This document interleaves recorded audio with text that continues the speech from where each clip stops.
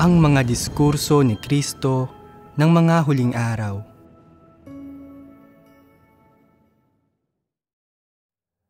Ang mga prinsipyo ng pagsasagawa ng pagpapasakop sa Diyos. Ang dahilan kung bakit naiinggit ang lahat kay Job ngayon ay dahil mayroon siyang totoong pananalig. Ngunit nakapagbahagi na ba kayo noon tungkol sa mga detalye ng kanyang mga karanasan at kung bakit nagawa niyang tunay na makapagpatotoo? Ano ang kanyang pang-araw-araw na buhay? Paano siya nakipag-ugnay sa Diyos sa kanyang buhay? Sa kanyang bawat kilos, paano makikita ng isang tao na hinanap niya ang katotohanan, na nagpasakop siya sa Diyos at tinanggap ang mga pagsasaayos at pamamatnugot ng Diyos? Hindi ba't tinutukoy ng mga bagay na ito ang mga detalye? Tinutukoy ng mga bagay na ito ang mga detalye ng paghahangad sa katotohanan, isang bagay na kulang sa mga tao ngayon.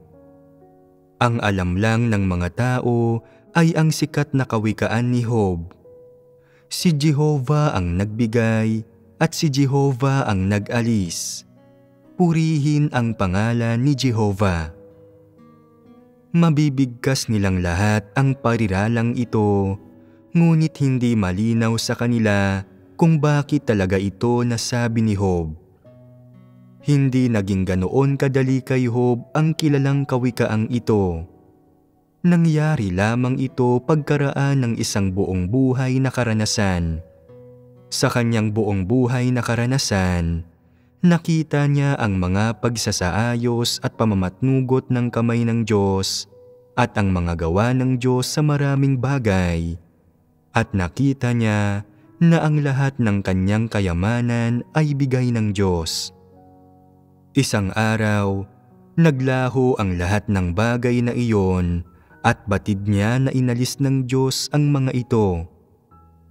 Napagtanto ni Job na anuman ang ginawa ng Diyos, ang pangalan ng Diyos ay dapat purihin. Kung gayon, paano naabot ang ganitong konklusyon? Hindi ba't nangangailangan ng proseso para maabot ang ganitong konklusyon? Kabilang dito ang landas na tinatahak ng mga tao ngayon habang hinahangad nila ang katotohanan, na siyang paraan upang matamo ang resultang ito, upang makamit ang mga pakinabang na ito. Hindi nakakamit ang mga pakinabang na ito sa loob lamang ng ilang araw o kahit ilang taon. Tinutukoy nito ang bawat aspekto at bawat detalye ng buhay ng mga tao. Ang pananampalataya ni Job sa Diyos ay hindi sa pangalan lamang. Siya ang huwarang kinatawa ng isang sinserong mananampalataya. Nanalangin siya sa Diyos sa lahat ng bagay. Kapag hindi siya mapalagay dahil sa pagkakatuwaan ng kanyang mga anak, nananalangin siya sa Diyos at ipinagkakatiwala niya ang mga ito sa Diyos. Talagang madalas niyang ipanalangin kung paano palalakihin ang kanyang mga alagang hayop. Ipinagkatiwala niya ang lahat sa mga kamay ng Diyos. Kung siya ay naging tulad ng isang walang pananampalataya, na palaging nagpaplano at kinakalkula ang pagpapalaki ng kanyang mga alagang hayop ayon sa kalooban ng tao, nang umaasa lamang sa kanyang sariling pag-iisip at imahinasyon at nag-iisip ng maigi upang makamit ang mga pinlano niyang layon. Kung gayon, kahit pa nakaranas siya ng maraming kabiguan at dagok, magagawa ba niyang makita ang mga kamay ng Diyos at ang kataas-taasang kapangyarihan at pagsasaayos ng Diyos? Kung hindi siya madalas na nanalangin sa Diyos, hindi sana niya naranasan ang mga pagpapala ng Diyos. Madalas sana siyang naging negatibo at mahina tulad ng isang ordinaryong mananampalataya at baka lumitaw sa kanya ang isang mapanlabang kalooban. Palaging sinasabi ng tao na mayroong Diyos. Naniniwala ako sa Diyos, ngunit hindi ako pinagpapala ng Diyos ayon sa aking mga plano. Sinasamba ko ang Diyos at naghahandog ng mga alay araw-araw. Kung may Diyos, ang kanyang mga pagpapala ay dapat na mas higit kaysa sa pwede kong hingin o isipin. Bakit hindi ko pa nakakamit ang ganyang layon? Mahirap sabihin kung mayroon nga ba talagang Diyos o wala. Kinuwestiyon niya sana ang pag-iral ng Diyos na isang negatibong epekto. Sabihin pa, hindi niya sana nakita ang kamay ng Diyos o ang kataas-taasang kapangyarihan at pagsasaayos ng Diyos. Dagdag pa rito, nagreklamo sana siya laban sa Diyos at nagkaroon sana siya ng mga di pagkaunawa, pagkasuklam at paghihimagsik laban sa Diyos. Kung susundin ng mga taong nananampalataya sa Diyos ang kanilang kagustuhan, laging naghahanap ng mga pagpapala. Kung gayon, sa huli ay masasabi ba nila ito tulad ni Job? Si Jehovah ang nagbigay at si Jehovah ang nag-alis. Purihin ang pangalan ni Jehovah.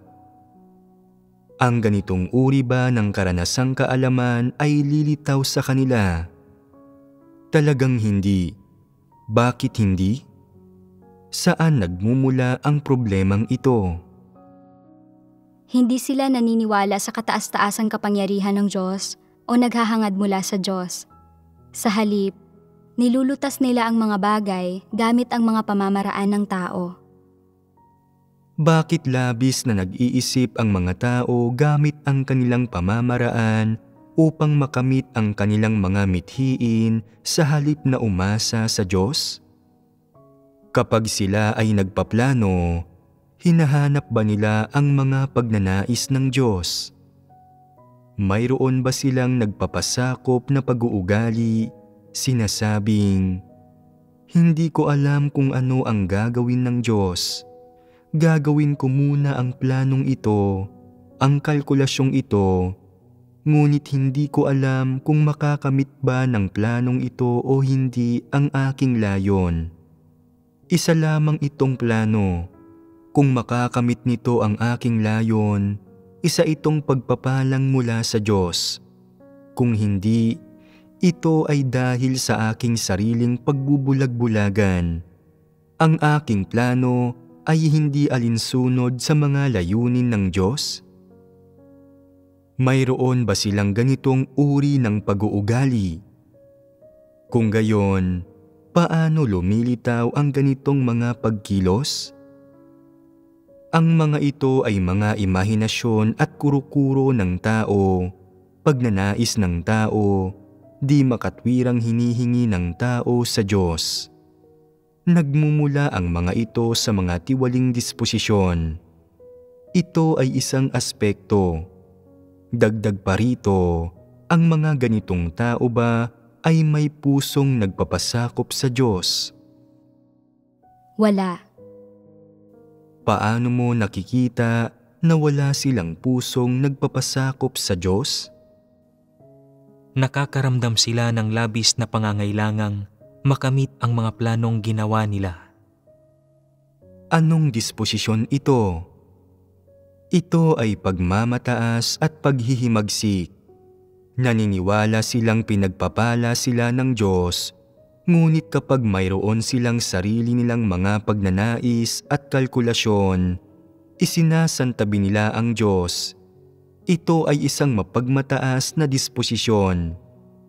Nagpapasakop ba sila kapag isinasantabi nila ang Diyos?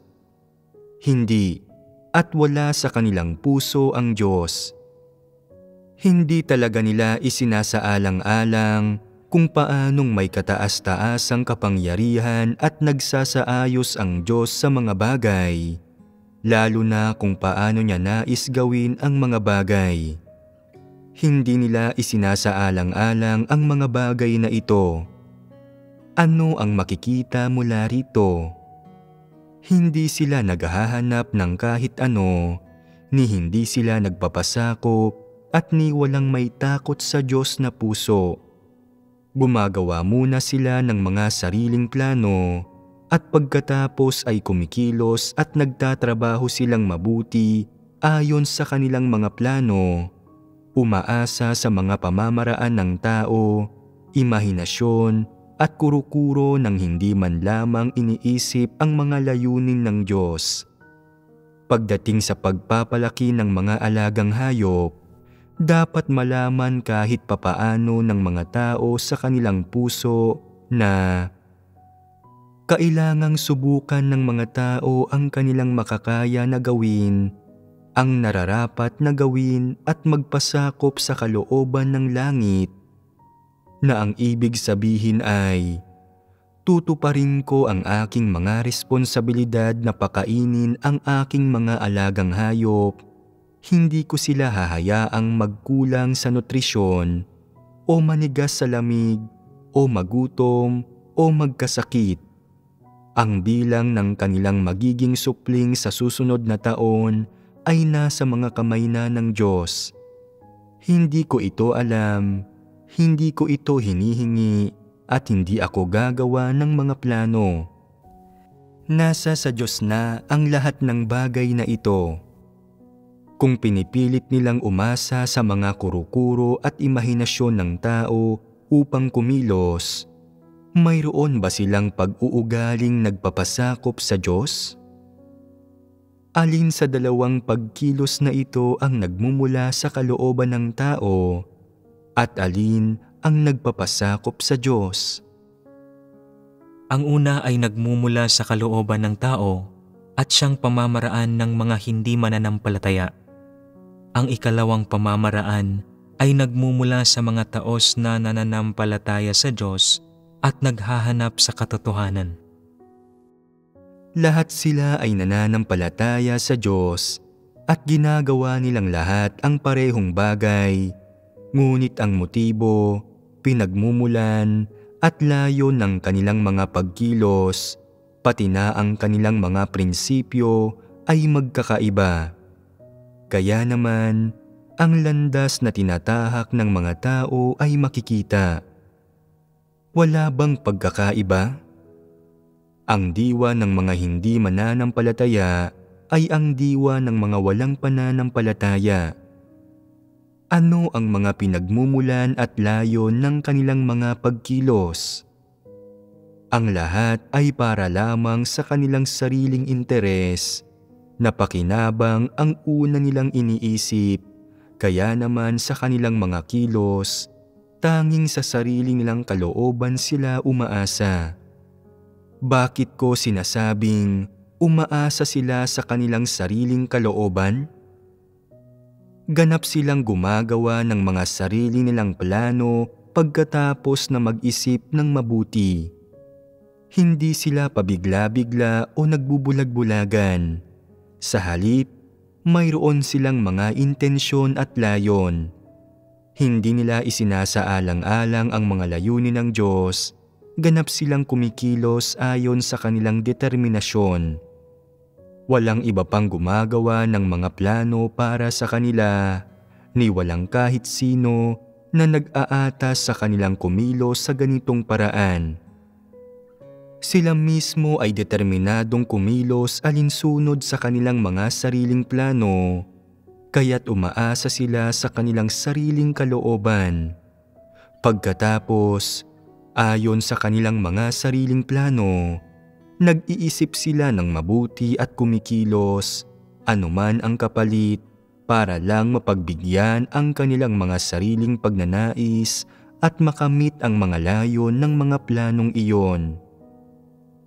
Habang kumikilos sila, mayroon din silang malabong ideya na nananampalataya ako sa Diyos, kaya tiyak na pagpapalain niya ako. Hindi ba't nakakahiya ito? Sa anong batayan ka pagpapalain ng Diyos? Paano mo malalaman na pagpapalain ka ng Diyos? Gagawin ba ng Diyos ang mga bagay dahil sa iyong mga determinasyon? Hindi ba't isa itong hindi makatwirang ideya? Kung naniniwala kang tiyak na pagpapalain ka ng Diyos, katumbas ba iyon ng pagpapasakop sa kataas-taasang kapangyarihan at pagsasaayos ng Diyos? Hindi. Ngunit maraming taong nalilito rito. Sinasabi nila, naniniwala ako na pagpapalain ako ng Diyos. Naniniwala akong poprotektahan niya ang lahat ng mayroon ako. Naniniwala ako na tutuparin niya ang aking naisin. Iniisip nila na ito ay isang nagpapasakop na pag-uugali sa Diyos. Hindi ba't ito ay isang kamalian? Hindi lamang ito isang kamalian, ito rin ay paghihimagsik at kalapastanganan laban sa Diyos. Ang paniniwalang pagpapalain ka ng Diyos ay hindi nangangahulugang nagpapasakop ka sa kataas-taasang kapangyarihan at pagsasaayos ng Diyos. Dalawang magkaibang bagay ang mga ito. Sa pagsasabi nito, ganap kang nakokontrol ng iyong mapagmataas na kalikasan, at ang pagsasabi nito ay hindi naaayon sa mga katotohanang prinsipyo. Ano ang diwa ng pag-uugaling mapanghimagsik sa Diyos na aking ibinahagi? Suriin ang ugat ng usapin na ito. Mayroon bang anumang pagsasagawa ng katotohanan rito? Anumang pagpapasakop? May lugar ba ang Diyos sa kanilang puso? May puso ba silang may takot sa Diyos? Wala. Sinasabi ninyong lahat na wala, kaya para maging tiyak, sa anong mga paraan nagpapakita ang mga bagay na ito? Dapat ninyo itong ihambing sa inyong sarili at alamin kung paano ito hihimayin. Kung alam mo kung paano ito hihimayin, malalaman mo kung paano huhusgahan ang kalagayan na nasa iyong kalooban at malalaman mo kung paano husgahan kung naaayon ba o hindi ang iyong pagsasagawa sa mga prinsipyo at kung nagsasagawa ka ba ng katotohanan o hindi. Unang-una, kung nagpaplano muna ang mga tao nang hindi naghahanap ng katotohanan, mayroon bang pagpapasakop dito? Wala. Bilang walang pagpapasakop, paano dapat na magsagawa ang isang tao upang maging masunurin? Hanapin muna ang mga pagnanais ng Diyos. Sa maraming bagay, hindi malinaw na ipinakikita sa iyo ng Diyos ang kanyang mga pagnanais, kaya't paano mo matitiyak na isinasagawa mo ang katotohanan? Dapat tayong umasa sa panalangin sa Diyos upang makatiyak. Kung nagdarasal ka ng ilang beses at hindi mo pa rin nauunawaan ang mga pagnanais ng Diyos, ano ngayon ang iyong gagawin? Huwag kang magbulag-bulagan. Una, tingnan mo kung ang pagkilos sa ganitong paraan ay kinakailangan o hindi. Kung ang mga pagkilos ba na ito ay bahagi ng mga pagsasaayos ng Diyos o hindi. Kung ang mga kondisyon ba upang kumilos sa ganitong paraan ay natutugunan o hindi, at kung makakamit mo ba o hindi ang iyong plano.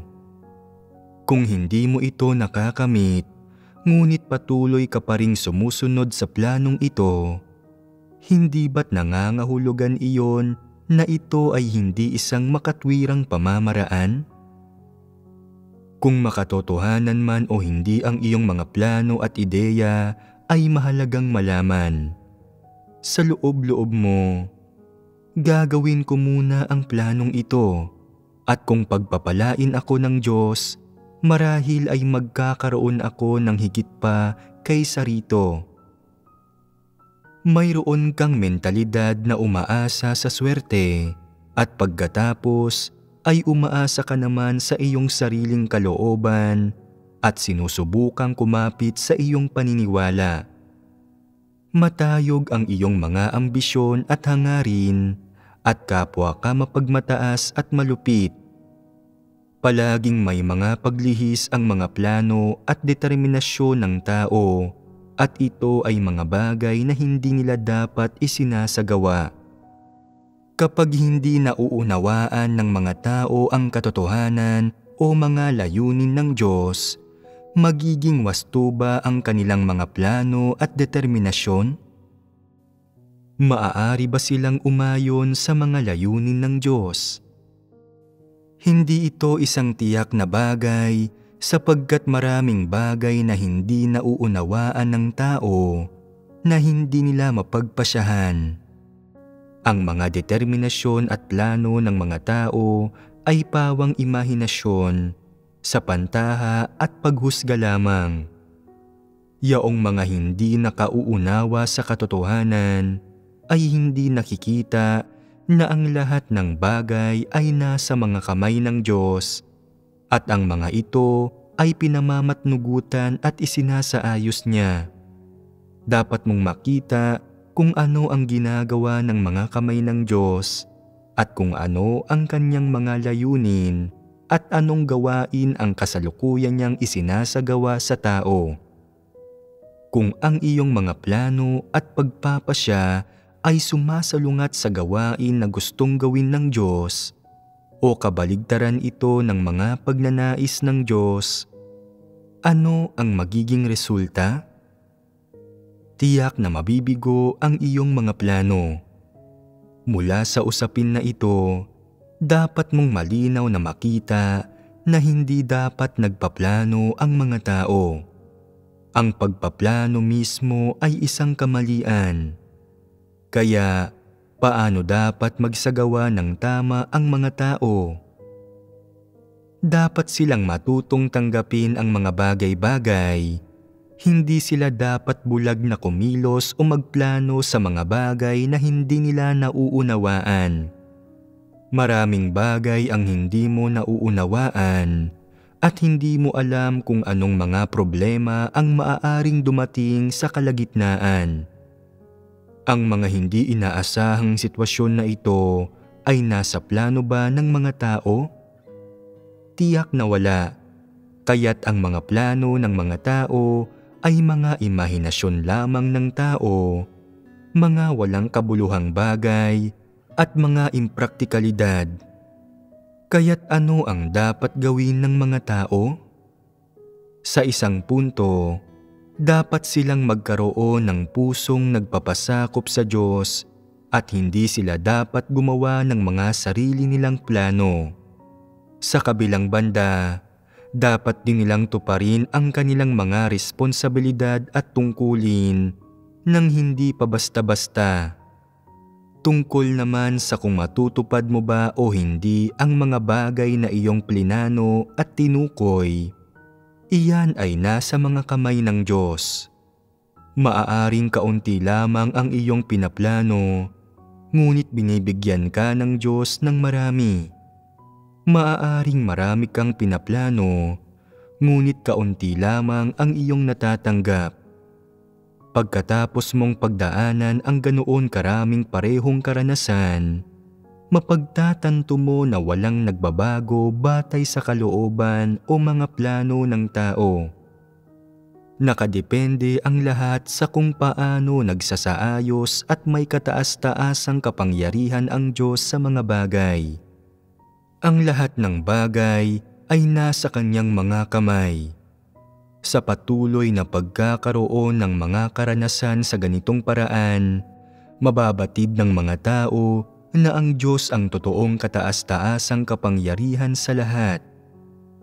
Kapag napatunayan mo ang katotohanang ang Diyos ang kataas-taasang kapangyarihan sa lahat sa iyong puso, Makakamit mo na ang katotohanan na siyang natatamo sa karanasan.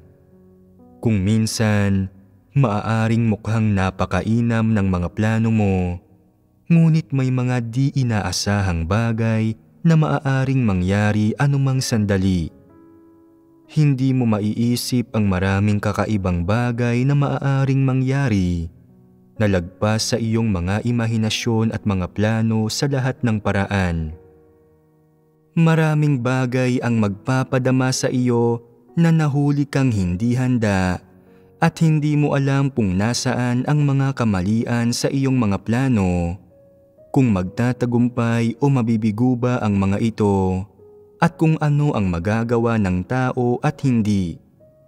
Hindi mo namamalayan, nararamdaman mong napakaraming bagay na hindi kayang hulaan ng mga tao na nasa labas ng iyong mga plano at imahinasyon. Sa ganitong pagkakataon, anong konklusyon ang napagtanto mo? Na ang Diyos ang kataas-taasang kapangyarihan sa lahat. Sa kataas-taasang kapangyarihan ng Diyos sa lahat, mayroong isang detalye. Kung walang ibinibigay sa iyo ang Diyos, gaano mo man ito pagkaabalahan, paghirapan o pagsikapan, wala itong silbi. Kapag pinagpapala ka ng Diyos, maayos ang takbo ng lahat kung gayon, walang sagabal at walang sino mang makahahadlang sa iyo. Matatanto mo na sa bagay na ito, ang Diyos ang may huling salita na malinaw na nakikita ng Diyos ang lahat ng iyong plano at ang bagay na ito ay ganap na nasa kanyang mga kamay. Sa ganitong karanasan, magsisimula ng magkaroon ng tamang kabatiran at kaalaman ang iyong puso tungkol sa kataas-taasang kapangyarihan ng Diyos nang hindi mo namamalayan. Anong kabatiran at kaalaman? Ang Diyos ang siyang nagkakaloob nito sa iyo. Kung gusto itong alisin ng Diyos, hindi mahalaga kung gaano ka pa nagpapasakop sa Diyos o kung gaano mo kakilala ang Diyos. Kung kailangan niyang alisin ito, gagawin niya ito. Ang lahat ay nasa kanyang mga kamay. Ang lahat ay pauna niyang itinalaga at ang lahat ay isinaayos niya. Wala ka dapat sariling pagpili. Sa puntong ito, ang iyo bang mga plano, kalkulasyon at personal na layon ay patuloy pa ring nangingibabaw sa iyong puso? Hindi na. Ang mga plano at kalkulasyong ito ng tao ay mababawasan ng hindi namamalayan at susukuan mo ang mga ito. Paano napapalitan ang mga bagay na ito? Ang maranasan mo ang kataas-taasang kapangyarihan ng Diyos ay katumbas ng pagkakita sa kanyang kataas-taasang kapangyarihan. Bagamat hindi sinasabi ng Diyos kung bakit niya inalis ang mga bagay na ito mula sa iyo, mauunawaan mo pa rin ito ng hindi namamalayan. Kapag pinagpapala ka ng Diyos ng isang bagay, pinagpapala ka ng maraming yaman, hindi niya sinasabi sa iyo kung bakit niya ginagawa ito, ngunit sa iyong puso, nararamdaman at alam mo na ito ay isang pagpapala mula sa Diyos, hindi isang bagay na maaaring makuha ng isang tao. Isang araw, may ilang bagay na aalisin at malinaw mong mababatid sa iyong puso na ito ay nagmula sa Diyos. Kapag malinaw mong nababatid ang lahat ng ito, hindi mo ba mararamdaman na ginagabayan ka ng Diyos sa bawat hakbang na ginagawa mo, sa bawat araw na nabubuhay ka, at sa bawat taon na dumaraan? Habang ginagabayan ka ng Diyos, mararamdaman mo ng hindi namamalayan na nakakaharap mo siya, na nakakaugnayan mo siya bawat araw, na araw-araw may bago kang kaalaman, at bawat taon may maganda kang ani. Hindi mo namamalayan na ang pagkaunawa mo sa kataas-taasang kapangyarihan at pagsasaayos ng Diyos ay mas lalo pang lalago. Kapag may karanasan ka na sa ganitong antas, hindi ba't may puwang na sa iyong puso ang Diyos? Kapag may puwang ang Diyos sa iyong puso, mayroon kang may takot sa Diyos na puso. Kung gayon, mayroon bang anumang ibang bagay, kaisipan o teorya na makapanlilihis, makalilito o makapagtutulak sa iyo na iwan ang Diyos? Imposible ito sa pagkakaroon lamang ng totoong kaalaman sa Diyos. Kung nag-ugat na ang katotohanan sa iyong puso, saka makapananahan ang Diyos sa iyong puso magpakailanman. Kung hindi nag-ugat ang katotohanan sa iyong puso, makapananatili ba ng matagal ang Diyos sa iyong puso? Tiyak na hindi, dahil magagawang lumayo ng iyong puso sa Diyos at ipagkanulo siya anumang sandali. Kung palaging ginagamit ng mga tao ang kanilang mga imahinasyon, kuro-kuro, plano, kalkulasyon at pagnanasa upang pangasiwaan ang kanilang buhay, makakamit ba nila ang kaalamang ito ng Diyos? Hindi. Kaya upang makamit ang pagpapasakop sa Diyos tulad ni Job, ang iyong landas ng karanasan at pagsasagawa ay dapat tama. Kung may mga paglihis sa iyong landas ng pagsasagawa, gaano man kadakila ang iyong pananalig o kalooban, wala itong silbi. Gaano man katayog ang iyong mga ambisyon, wala itong silbi. Sa maraming pangyayari sa buhay, ang mga pamamaraan ng pagsasagawa ng mga tao ay may mga paglihis. Mula sa labas, mukhang kayang magdusa ng gusto ng mga tao at magbayad ng malaking halaga na tila ba may mataas silang paninindigan at tila ba nag-aalab ang kanilang mga puso. Ngunit bakit pagkatapos ng ilang naipong karanasan, sa huli ay hindi nila nakakamit ang karanasang kaalaman sa kataas-taasang kapangyarihan at mga pagsasaayos ng Diyos? Ito ay dahil may mga paglihis ang kanilang mga pamamaraan ng pagsasagawa at palaging nangunguna ang kanilang pansariling kamalayan, mga kuro-kuro at imahinasyon, gayon din ang kanilang mga plano. Nangunguna ang mga bagay na ito, kaya't nagtatago mismo ang Diyos sa kanila. Sinasabi ng mga salita ng Diyos, "Nagpapakita ako sa banal na kaharian at itinatago ang aking sarili mula sa lupain ng karumihan." Ano ang tinutukoy ng lupain ng karumihan? Tinutukoy nito ang iba't ibang pagnanais, plano at determinasyon, maging ang kanilang mabubuting intensyon at ang mga balak na iniisip nilang tama. Hinahadlangan ng mga bagay na ito ang Diyos mula sa pagsasagawa sa iyo, at ang mga ito ay tila pader sa iyong harapan, naganap kang sinasarahan upang hindi mo makita o maranasan ang kataas-taasang kapangyarihan ng Diyos. Kung hindi mo nakikita o nararanasan ang kataas-taasang kapangyarihan ng Diyos, malalaman mo ba ang kanyang kataas-taasang kapangyarihan?